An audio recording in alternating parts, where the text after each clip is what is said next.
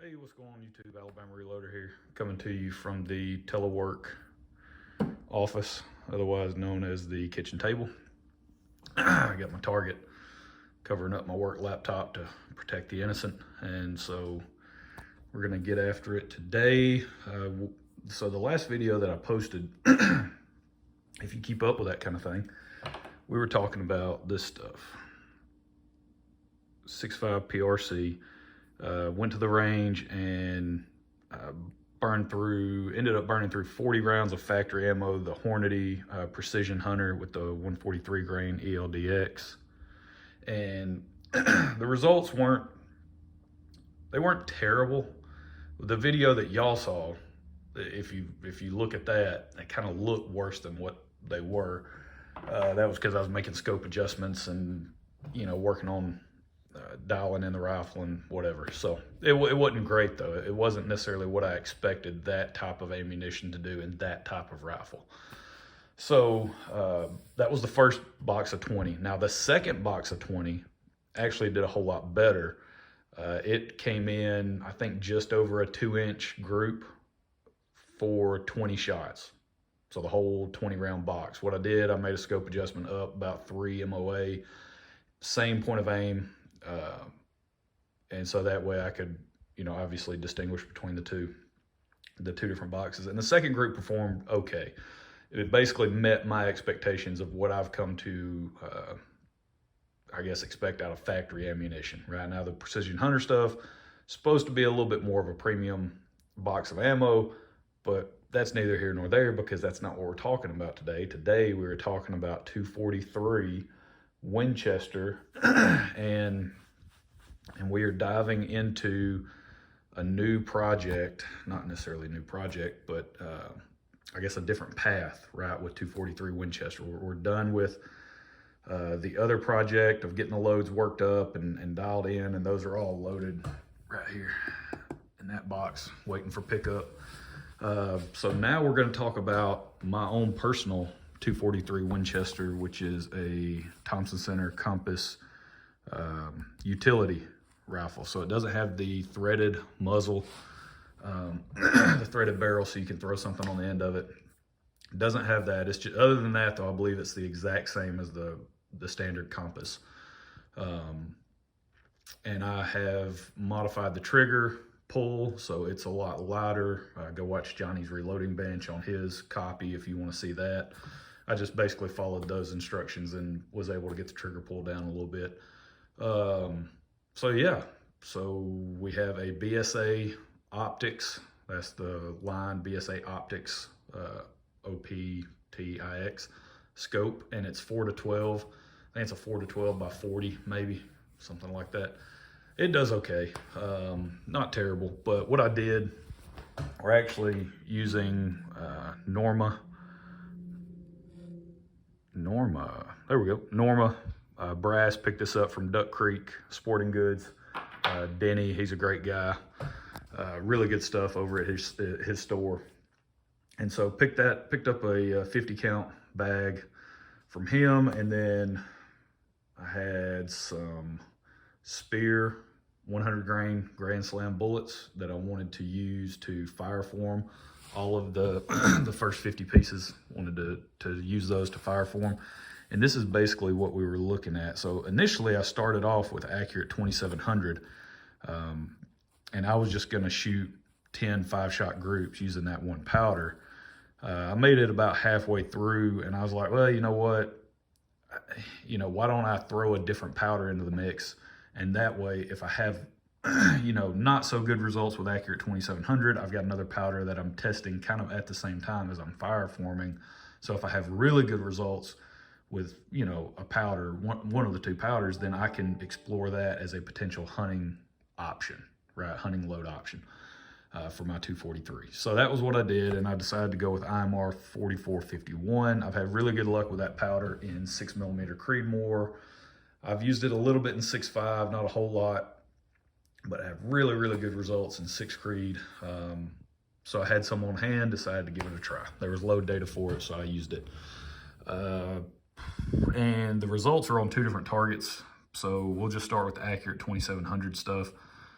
This is the 37.7, and we're jumping 0.2 of a grain in our charges. So 37.7, 37.9, 38.1. And then we come up here, this is 38.3, 38.5. Now, all of these groups are pretty bad. Not good at all, in my opinion. So therefore, I didn't even measure them. Didn't really care to measure them. When I was out at the range shooting them, I was like, oh my goodness, this is so accurate. 2700. Maybe with a different bullet weight, we might could get some better results. Maybe different powder charges. I don't know.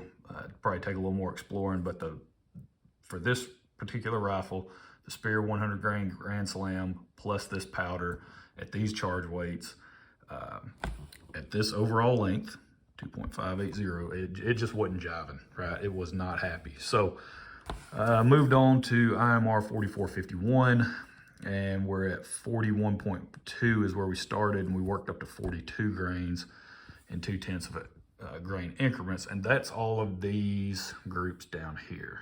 Okay, so there's your 5 groups.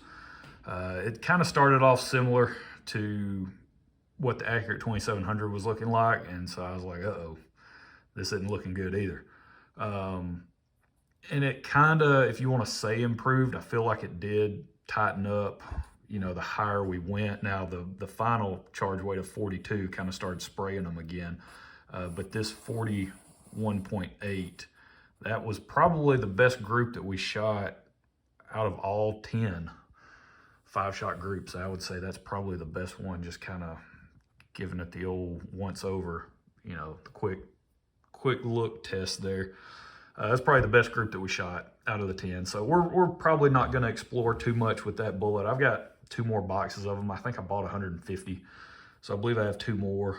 They'll probably just sit on the shelf because since all of that's gone down, I have picked up some 2 different grain Nosler ballistic tip bullets and some Barnes tip TSX bullets, which that's this guy right here. So this is the 80 grain tip TSX. So now we'll bring these into the mix. So those were our fire forming rounds, and now this is what we're actually going to go test. Throw that right there. Sit these guys down. So these are the rounds that we're going to test with. These are the Nosler. We're just going to do 3-shot groups, 5 3-shot groups with each bullet, and I went with 2 different powders again in our testing. So it's not like, you know, it's not going to be a powder comparison, or as far as like with different bullets how that particular powder performs.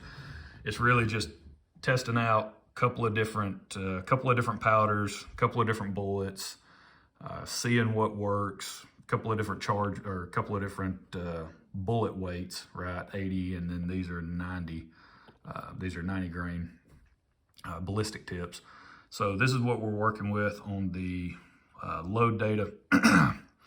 And I used a Lee, just a regular Lee pace setter die set to full length size all of these, and then came back and used the bullet seeder. The bullet seeder I'm not exactly, you know, super jazzed up about. I'm thinking about maybe trying to find a Hornady 6mm bullet seating die, and that way I can buy different seating stems. Just the fitment of these, of the Barnes and that type of stuff, it's just not very good on the seating stem fit.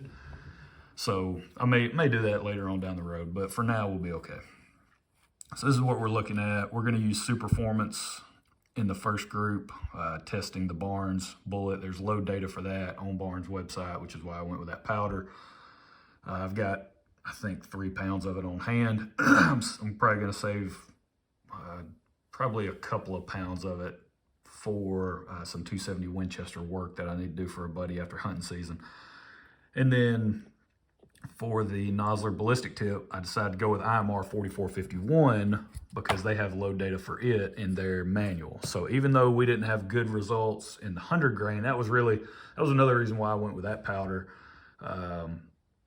was to see if we maybe would have improvement with a lighter weight bullet, different bullet design, you know, that type of stuff using that powder. Because again, I have had really good luck with that powder in the past in a different cartridge. And so I just kind of wanted to give it another chance, another go at it. So, but we're only loading up, only loaded up 3-shot groups, because 3-shot groups are going to tell me in this rifle for the application that I need, it's going to tell me everything I need to at least give me a starting point on something to look at, right? I don't want to go, I just did the 5-shot groups to fire form all the brass. So now we're starting over fresh with all once fired stuff. And then, you know, out of this, once I go fire these, then I've got 20 more pieces that I can come back. And if I need to explore 5-shot groups, I can work up, you know, 4 different 5-shot groups or whatever, right? Play around with the numbers however I want. But really just to get a baseline and an understanding of what this rifle, in terms of the bullet weight range that it may like more than others, you know, this is kind of where I want to go with it. 3-shot groups. And on top of that, I think I've got like 200 of these. So I've got plenty of the Nosler ballistic tips, the 90 grain stuff. I think I've got like 150 of the 95 grain ballistic tips. But I've only got one box of these. You know, they're just a box of 50. And so I don't want to go burn, you know, half the box just seeing if we can have something work in a 5-shot group. Again, for what I need it to do, you know, if I can just put a couple of shots on top of each other, if I can stack 3 close together, I mean, it's a hunting rifle, right? The plan is to take 1 shot and be done. So if that's something that's repeatable and we can have it come in inch or less, then we're probably just going to roll with that. I'd like to work up a load for this hunting season that I can take out into the woods. So, but all right, well, that's it. We'll leave it at that. We'll catch y'all next time. Y'all have a good one.